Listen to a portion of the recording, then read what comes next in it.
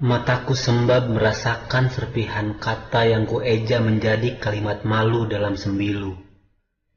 Seperti mengharuskanku berenang di telaga yang penuh dengan buih-buih penyesalan yang menjalar. Seperti sabda baginda yang mengharuskan merubah batu keras menjadi lunak.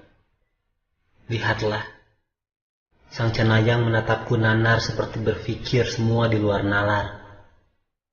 Mataku menatap tajam ke dalam, sangat dalam.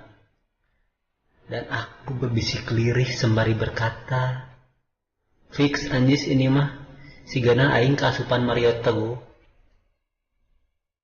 Geus atuh, ulah serius teuing, si gajerman teu boga duit wae.